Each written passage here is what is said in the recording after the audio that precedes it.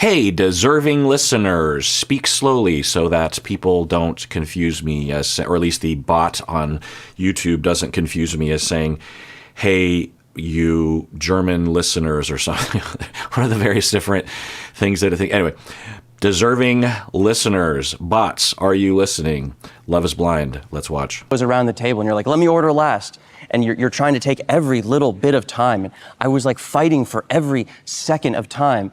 The issue is the food has feelings. I was so wrapped up in my decision that I really wasn't realizing how it was impacting people, how it was, what I was doing to Brittany, what I was doing to Hannah. And so it's something I've been working. I think Brittany's about to cry, actually, being reminded of what it felt like. So he's saying that the issue is the food has feelings. I don't know. I don't want to read into it too. He's acknowledging that they have feelings. It goes without saying, right? He's reminding himself, or he realized that later upon watching the show. And I'm not saying he's a psychopath. He doesn't come across. He could be one. They could all be one, but there's no indication of that. Working a lot on is I'm someone that likes to have control of every situation and make decisions, and I've been really trying to work on taking other people into consideration. Okay, I'll give a thumbs up to that. One thumb. Yeah, that's great. And actually, that reminds me that Leo in the pods could say things like that seemed to indicate that he did have some humility and some awareness, some vulnerability. It takes a lot to say that, and that's consistent. And that I remember thinking about Leo, that he has his problems, but I don't think he's Machiavellian. I don't think he's trying to deceive. I think he's actually just himself, and he's out there, and his behavior isn't a result of him saying, okay, how do I deceive? How do I get away with this? He in his heart, he's being genuine, but he has problems, because of his issues. Someone told me that he has some interview on a podcast or something where he talks about his traumas and how his watch fits into that. So I plan on looking that up after I watch the reunion. With that, I actually understand what you're saying, but I think that women probably don't want to be associated with being steak or pasta. I'm all right with being associated with meat, apparently. So. Jesus. Wow. Okay. That's the first time he's said anything to my memory. What? Wow. Okay. What is he doing? Is he trying to save him? Has he just been waiting to insert his kink? So I think I've talked about this. I've at least wondered about, I must have said something when he was talking about, well, after this show, women are going to be slipping into our DMs wanting to suck our dick, and you're like, well, we could talk about, we don't want to yuck yums. He can have his kinks. Everyone has their kinks, really. If you interview people and they're honest enough, everyone has, to the point where calling them a kink might even be a little in error, because the definition of a kink is that it's outside of the typical preferences. But if there's a lot of things that are in the category of outside what we consider to be the typical preferences, then are they really atypical? Anyway, but I was wondering about him having some issue, probably the result of trauma and or modeling or something else. There's other pathways to this, sadistic, problematic impulses that would result in him inserting sexuality in situations that don't call for it. With him and Monica, I was watching those scenes. I don't know if I reacted to all of them, but Monica, prior to them having their downfall, she would respond. She wouldn't initiate, if I remember, but she would match him to at least go in his direction. When he would bring it up, she would very nonchalantly go, yep, let's talk about that. Let's go there here. And she seemed like a perfect match in that way, in that he could go there, talk, and she would say, okay. And there was that. But then in that, conversation about, the fireworks thing, and Taylor was sitting there, why subject Taylor to that? And then you learn about the other aspects, the cheating prior to the show and then on the show, and you wonder about what is going on with him. Now, there's a lot of different possibilities here. If you listen to my audio podcast, I talk about this a lot, not like a major theme of the podcast, but you podcast for how many episodes have we done? Audio podcasts, maybe 2,000. I don't know. It's several. 16 years, and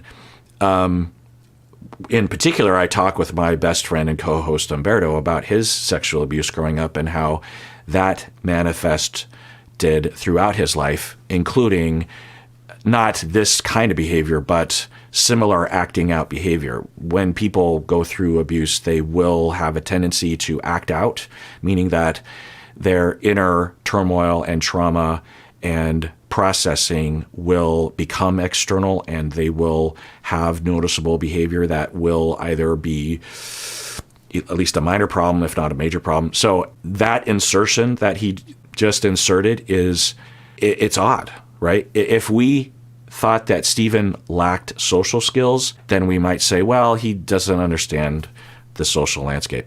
I don't think that's true, not in the least. The fact that he did it so fast, right? It's like a button that you press, right? None of us were, or at least I wasn't thinking that in my head. As Leo was talking about meat and pasta, I was just thinking about the metaphor, right? And then when the host says, I don't think the girls want to be compared to that, I still wasn't thinking like literally a piece of meat, the way that he says that. But yeah, it's interesting. The audience, and that says something too, that instead of going like uncomfortable laughter, people are like, let's rewind that. What is happening? You're saying, but I think that women probably don't want to be associated with being steak or pasta. I'm all right with being associated with meat, apparently. So, Stephen, we'll get to you. We'll get to you in a minute, buddy. Yeah, and rewatching it, they're saying steak, not meat. He goes in a particular direction, right? And okay, it kind of looks like he has been wanting to joke about his behavior. I'm guessing they'll interview him in a bit, and I'm guessing he's going to say that he regrets saying the things that he said or something, or at the very least he's embarrassed about it. And you got to figure that he's absorbed a fair amount of internet chatter about him, and he's wanting to make fun of himself to agree with the audience, I'm guessing. So he was waiting for that opportunity. So maybe that's all that it is, but I don't know. It was very quick and out of place, and he wasn't being asked. It changes the subject. It's an insertion of something that is unpleasant and possibly triggering to people, So, Stephen, we'll get to you. We'll get to you in a minute, buddy. I know you're getting a little antsy over there.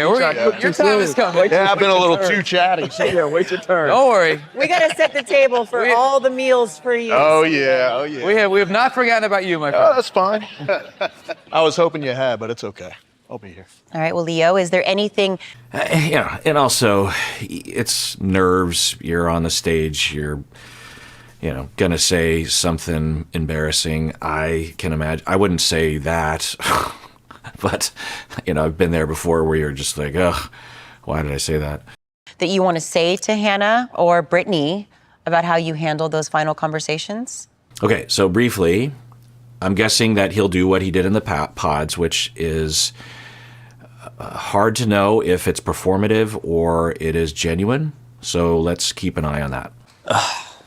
How I acted towards you in that night and morning conversation, the amount of shame that I have, the temper tantrum that I threw, and then in the morning, for me, how delusional I was for me to call our breakup mutual, like I got dumped. Then to put you in this weird position of like putting in a good word for Brittany, that was so weird. Okay. Thumb up, one thumb, that's good. Yeah. Is it genuine? Does it matter? It does matter, but most of the responses that we get on this show, that is different. You know, Hannah, when they asked her, what do you think about the way that you were? Hannah was like, look, I'm a very direct person. Hannah could have said something like this, like, oh, when I watched that, the way I treated Nick, it's awful. Like, why was I doing? I was calling him immature. As I'm the immature one. He's doing that.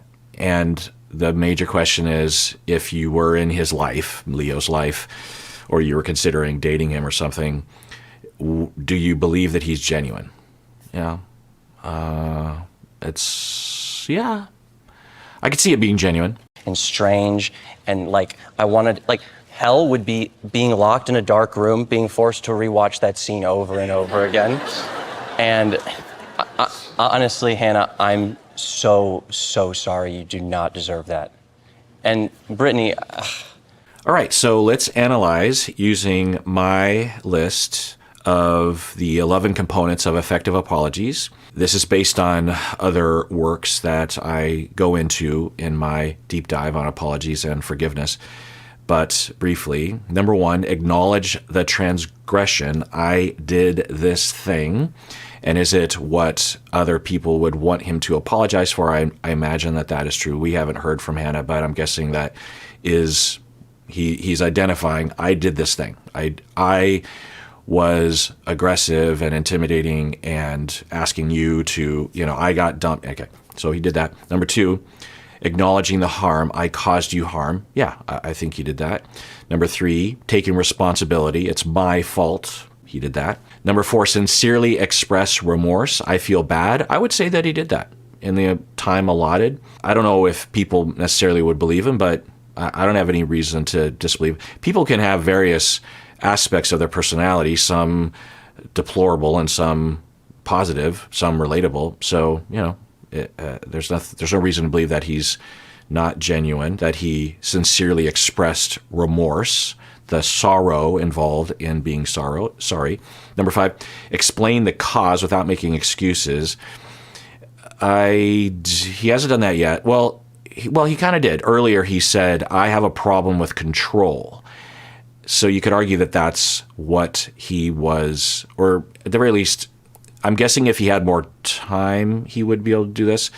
Because that's another thing when we're analyzing with these 11 components, some of these things would require a lot more time. And if they're not given the time, then they're not given a chance. So we'll see if he elaborates on that. I'm guessing he would be, well, he said earlier that he was not paying attention to their feelings. So that's like getting at the surface level of it. I wonder if he has any insight as to why he was doing that. Anyway, provide a plan. I mean, his explanation is that it was just really hard to choose, and that was distracting him. Anyway, number 6, provide a plan to address the cause. I will work on that by blank. He doesn't necessarily have to say that because he's not in a relationship. He's not in a relationship with Brittany and with Hannah, as far as we know, right? I guess him and Brittany, or him and Hannah might have started dating more recently. I don't know. And then 7, offer a remedy. Again, if he's not in a relationship with them, then that's not necessary. Number 8, request confirmation of accuracy. He could do that. He could say, so did I apologize? Am I right in saying that I harmed you in this way? Request forgiveness. Do you forgive me? Yeah, that's debatable as to whether or not this is the venue for that. Follow through with remedy plan and find meaning. Yeah. So that's why I say if necessary, because those are more involved with the kinds of important apologies that we will, give our partners or other people in our life. So yeah, I would say, a grade. Let's look at my grading system. Okay, so if we start from the top, A, more than sufficient, went beyond the necessary apology to sincerely demonstrate remorse. Let's look at B, sufficiently met the first 7 components, or as many as is relevant, of effective apologies. I don't know. I mean, given the venue, I might give him an A, given the time that he has, and given what we've seen in other situations. because I could see his apology to Hannah being lesser, but still sufficient. So I would say that I would give him an A on that. Yeah. What do you think? You through a hell of a lot too, and I'm so sorry also for just how my inability to make a decision just put you through the ringer in the pods. Thank you. Okay. So he apologized to Brittany as well, and he could elaborate more because he was fairly elaborate given the context about what he did to Hannah, but he didn't really give much. He's just put her through the ringer. Yeah, he could have said more there, but so it's hard to evaluate his apology to Brittany because that was pretty quick. And so I guess if I use my grading system, I would say that was not sufficient, but not horrible. So maybe like a C- or D or something. But maybe if he has more time, and they've communicated prior, after the show, so maybe he's already apologized to her sufficiently, and only she would be able to grade necessarily what his apology is. I put you through a hell of a lot too, and I'm so sorry also for just how my inability to make a decision just put you through the ringer in the pods. Thank you. Speaking Brittany, of you two. Brittany, let's talk a little bit about the reveal. And I just want to quickly highlight the differences between Leo's response and Hannah's response. Just think about how vast those differences are, even if you think that Leo is not sincere. Regardless of that, we don't know, but just think about the contrast. Hannah said a number of times, and she was given a number of opportunities, and all that she said voluntarily was, "I'm direct." That's it. And she was direct about truth things that she was like, well, I was telling the truth. Everything I was saying was the truth. I was right, but I just need to be a little nicer or less direct or something. That is, just think about that difference.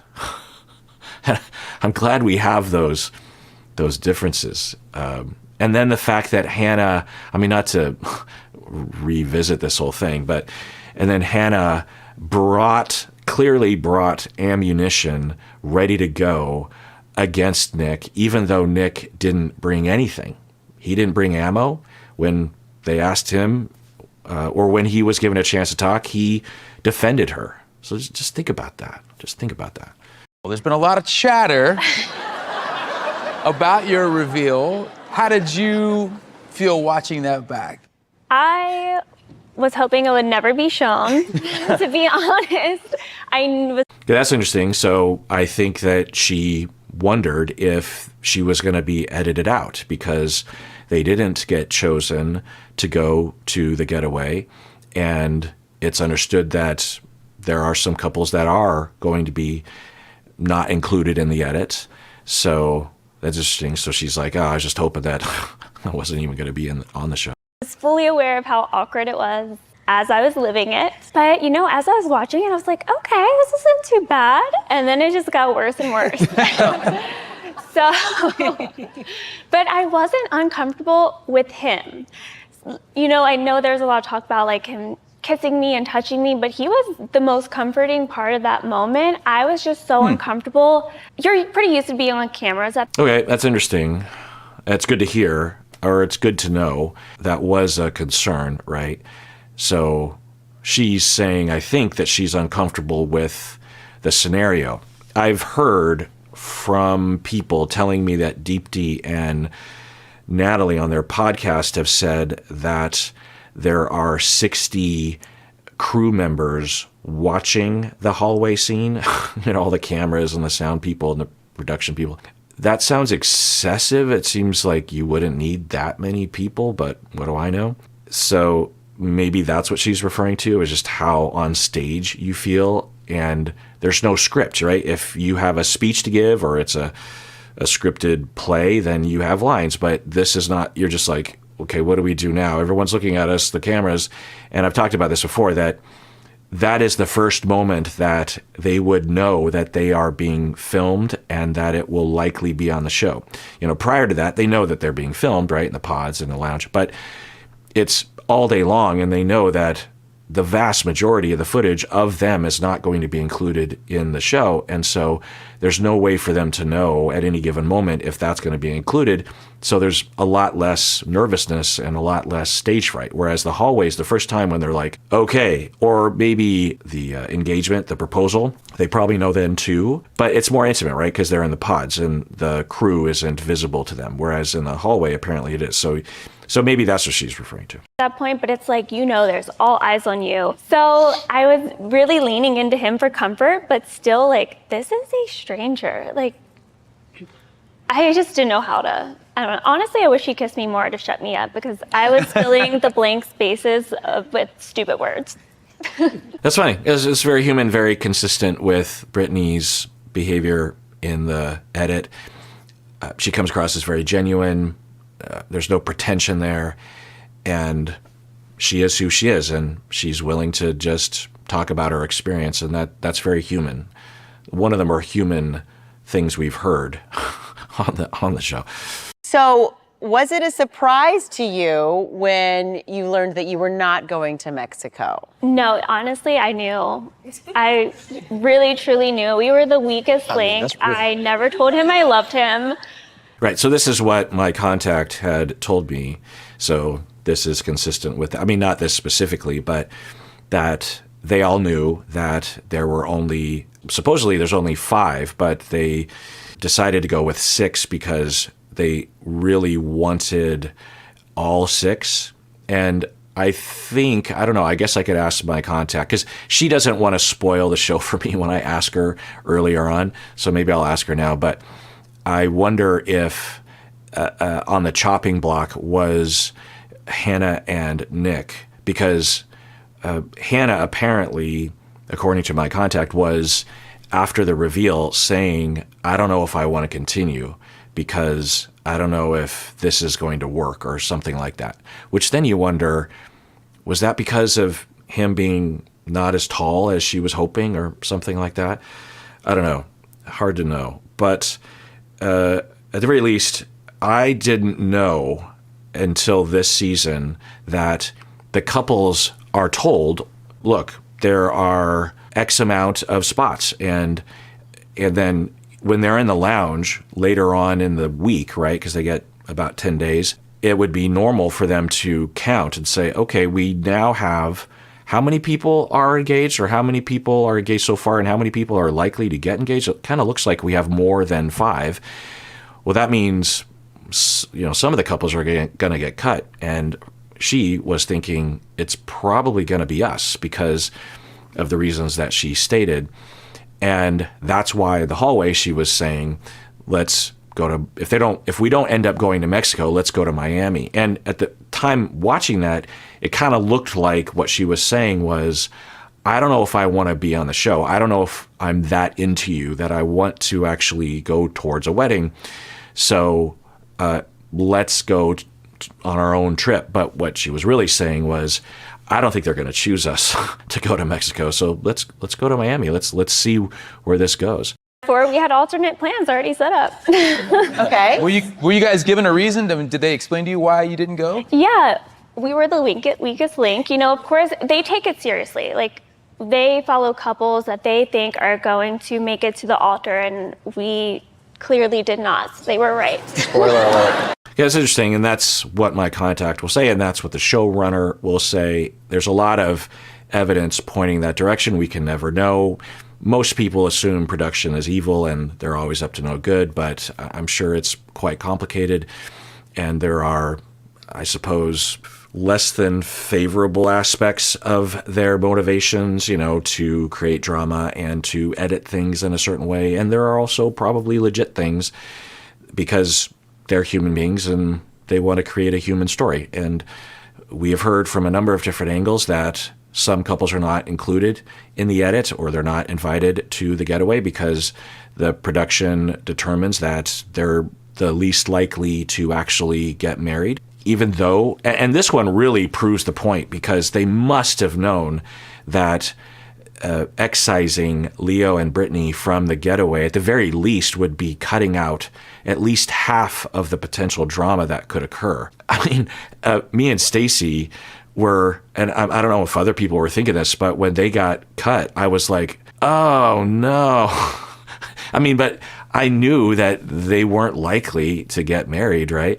But it was such a bummer regarding entertainment value, right? I mean, how cool or interesting the scene of Hannah and Nick and Brittany and Leo. I mean, just imagine all that would have happened, right? At the part, they weren't even at the parties.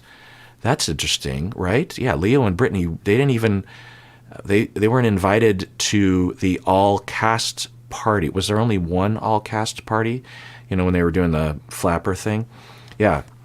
It must be, or at least there's a lot of indication that their claim that they are trying to actually help couples to find their soulmate and get married legitimately, this points in that direction, truly, right? Because, in the past we would hear about couples that were cut, but they were excised from the edit completely, so we didn't know if they were boring or entertaining, but we just knew that they were cut. And so I think the temptation is to say, well, they must have been boring too, right?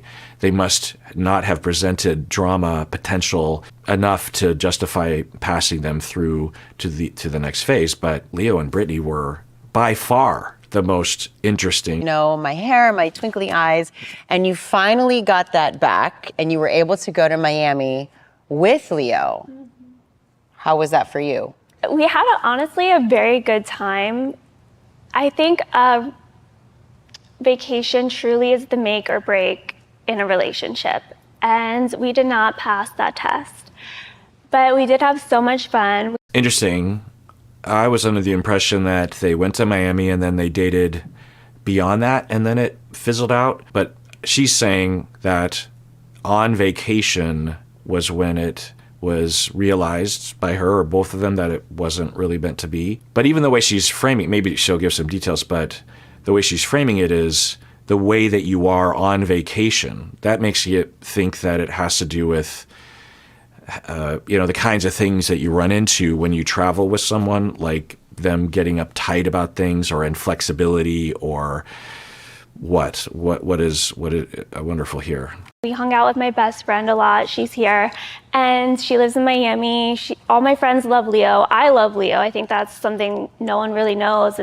Okay, so more detail that she doesn't have any ill will towards him. So I guess that's good to hear. Very, very close.